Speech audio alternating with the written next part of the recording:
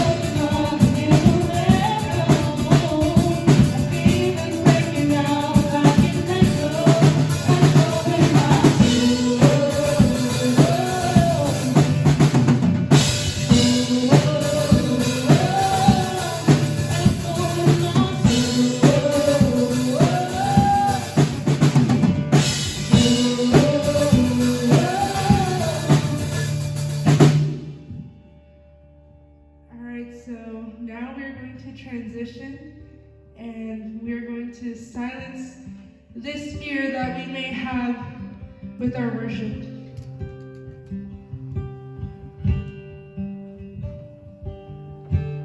Paz, dame de tu paz, tormentas cesan al oír tu llamar.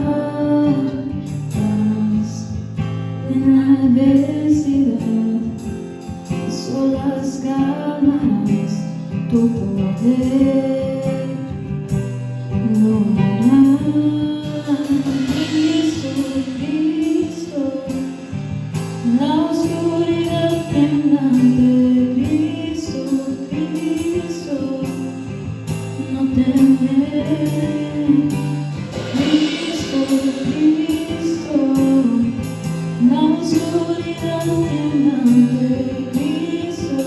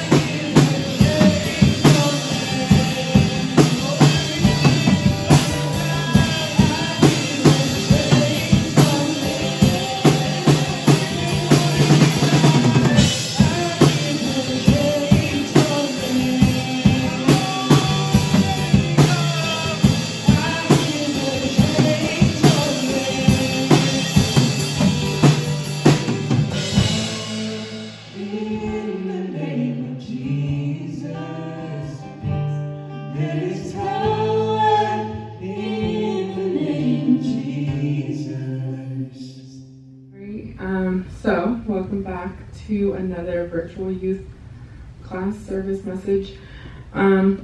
So this past week of being quarantined has been very interesting. I don't know about y'all, but I've been super restless, and a lot of the people around me also have been super restless.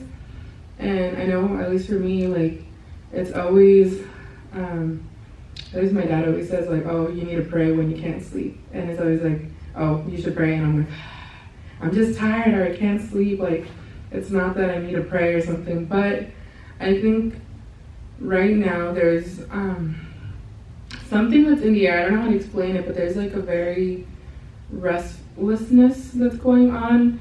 I know a lot of friends from different cities and different areas that are also like, yeah, I can't sleep. I don't know what it is. Like, I've been having a lot of trouble sleeping. And I found myself being one of those people also where I'm having that trouble sleeping, and I'm having trouble just, I don't know, going to sleep seems hard recently.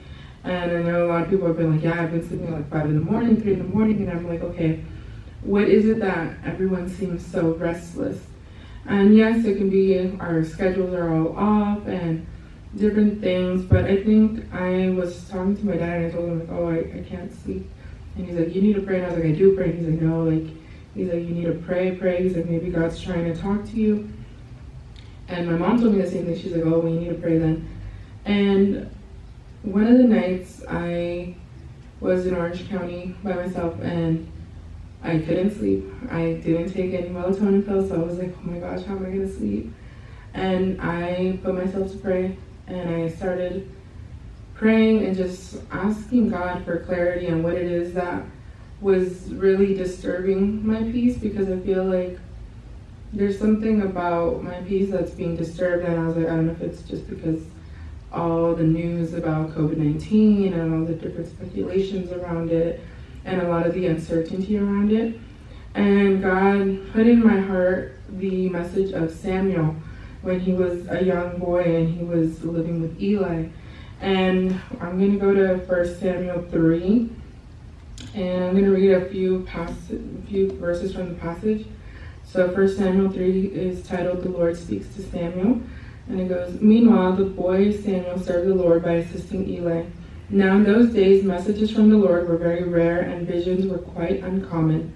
One night, Eli, who was almost blind by now, had gone to bed. The lamp of God had not yet gone out, and Samuel was sleeping in the tabernacle near the ark of God. Suddenly the Lord called out, Samuel? Yes, Samuel replied. What is it? He got up and ran to Eli. Here I am. Did you call me?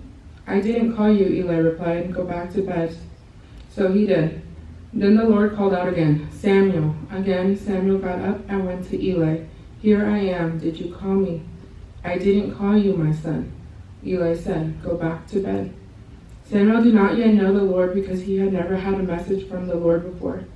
So the Lord called a third time, and once more Samuel got up and went to Eli. Here I am. Did you call me? Then Eli realized it was the Lord who was calling the boy. So he said to Samuel, Go and lie down again, and if someone calls again, say, Speak, Lord, your servant is listening. So Samuel went back to bed, and the Lord came and called as before, Samuel, Samuel. And Samuel replied, Speak, your servant is listening. Then the Lord said to Samuel, I am about to do a shocking thing in Israel. I'm going to carry out all my threats against Eli and his family from beginning to end. I have warned him that judgment is coming upon his family forever, because his sons are blaspheming God and he hasn't disciplined them. So I have vowed that the sins of Eli and his sons will never be forgiven by sacrifices or offered. So in this passage we see Samuel, a young boy at the time, and in the New Testament you very rarely see God directly speaking to somebody. It's very rare the person who can hear God, let alone see things from God. And in this specific passage, we see Samuel being called by God, and God keeps calling out to him and saying, Samuel, Samuel. And at first, he didn't understand who the voice was or what it was that was calling him or who it was that was calling him. And he kept going to Eli and saying, Here I am, here I am. And Eli, it took him 3 times before he realized God's trying to talk to him. And when he told him to go back and let him know, speak, your servant is listening. I think it's very interesting because I think a lot of times we know that there's something that's tugging at us, maybe not allowing us to sleep, and something keeps tugging at us and we ignore it and we think, oh, it's just insomnia, it's my sleeping schedule being out of whack, it's all these different things. But sometimes it's God trying to tug at us and calling us and saying, hey, like, I need to talk to you, I need to tell you something. And I feel like for me that was the case. And as I was by myself at home and I was praying and this thought came to mind, I just got silent, and it got really silent, and I was just saying, God, like, let me just listen to what it is that you need to tell me. And it reminded me of Samuel when he replied to God, speak, your servant is listening. And I think something about that just reminded me about obedience and prayer and how important it is to be obeying what God is telling us to do, to be praying over what God calls us to pray over. And in the restfulness, in the restlessness, there's still God's voice trying to talk to us. And if you continue in 1 Samuel 3, I'm going to skip a couple verses. So Samuel goes and he tells Eli the next day about what God has told him. And so Samuel told Eli, this is verse 18. He says, so Samuel told Eli everything. He didn't hold anything back. It is the Lord's will, Eli replied. Let him do what he thinks is best. And for me, I thought that was something very interesting, that just like the obedience that Eli has. He didn't question God when Samuel told him that God has sent this message about basically saying, like, I am going to just carry out all these threats that he had for Eli and his family. And Eli didn't question it. He knew, he was listening to what God said. He listened to the threats. He knew what God had told him already about him disciplining his sons, about the blaspheming against him. And Eli listened and he says, okay, let it be God's will. And I think for us, a lot of times letting things be God's will is very hard, because that means that we're not in control. And there's a part of us that is now weak. And we don't like to not be in control. We don't like to feel weak in situations. But God is calling to us, and God keeps calling us, and he keeps wanting for us to listen, to be present. And I think that's something very interesting about Samuel, is that he's present. And it's something that I feel like maybe I have been lacking, is being present in what God's telling me to do, and being present and listening. I think it's very easy to listen to everything that's going around us and all the warnings that people tell us, and just listen and ignore, or listen and be ignorant and just simply disobey whatever it is. And that could go towards what the Bible tells us, what God tells us, but also even in the situation that we're in right now, there's a lot of warnings and a lot of things that they have been telling us to listen to and obey. And I feel like the more ignorant we are as people, the worse it is for us, because we're not allowing people to take control and try to handle a situation because we don't want to, because we don't think it's as serious as it is. And I think that's a big part of being ignorant. And as Christians, we shouldn't be ignorant to what the Bible says, to what God tells us, or even to the laws that are being said. And I think right now, for me, as I was praying and just being silent and listening to what God was trying to talk to me about, I realized I haven't been the most obedient to what God's trying to do and what God's talking to me about. And I think this whole situation that we're in, the current climate that we're in with COVID-19 happening, and, you know, all these stay-at-home orders and lockdowns, and talking about, you know, completely locking down the cities, the states, and everything. I think a lot of people don't take it serious, and me being one of them, because I mean, I was driving, going to other works, and realizing, like, I'm putting someone at risk by being out and about, by going to the stores and doing things that maybe aren't as necessary, that I could have put off until later. And I think as Christians, we're called to be obedient. As Christians, we're called to not be ignorant, and that includes being ignorant in the situations that we're in the current climate that we're in. But it also means not to be ignorant to the tugging of God's voice. God is calling to Samuel and he's tugging at him to listen. And the same way God's tugging at us, I feel like maybe I'm the only one, but I feel like there's a lot of other people that are relating to the restlessness and the lack of being able to sleep, that lack of peace when you want to go to sleep and you're up and it's hours and hours later and it's like 5 a.m. you're like, why can't I sleep? And instead of going to God and praying and listening to what it is that God wants to talk to us about, maybe we'll just watch another YouTube video, watch another episode on Netflix, Hulu, whatever it may be, instead of going and seeking God. And I think right now this is one of the challenges that God's placing on his people is, are we listening? Are we going to God and are we seeking him? And at least for me, I know that this is something that I need to work on and something that I'm trying to work my best on. And it's listening and being obedient to what God says and not being ignorant to what, the news is telling us, and like fact check your news also, like make sure it's like verified, confirmed news. Make sure you're not just listening to all the speculations and all the rumors and a lot of the media outlets that kind of make things bigger than they are. And do your research. And I think that was something that God was just like, don't be ignorant to what's going on because you think everything's just being like propaganda, something bigger than it is, and really do your research. And for me, that was putting my attention into what's going on, but also putting my attention to what God's trying to do in this situation. And I'm very positive that God's trying to work in this situation and in this current climate that we're at. I think we need God more than ever right now, and we really need to go after him and really need to just stay quiet, listen, silence ourselves so that God can be louder. And I think that's one of the situations that we're in, is that we are so loud that we can't hear what God's trying to do in this situation. So I encourage you to just silence yourself in a way that you can listen to God, reverence yourself towards God, position yourself to receive what God's trying to allow us to receive right now. And I just pray that God continues to bless each and every single one of you guys. Stay home, stay safe, make sure to not leave if you don't have to leave. If it's not an essential errand, do not go out of your house. Make sure to stay home. And just remember to pray and listen to God. Don't be ignorant about what God's trying to do in this situation. Don't be ignorant to what the laws are telling us to do. And I just pray that God continues to work in each and every single one of you guys, and God blesses you guys. And I hope you have a great rest of the week.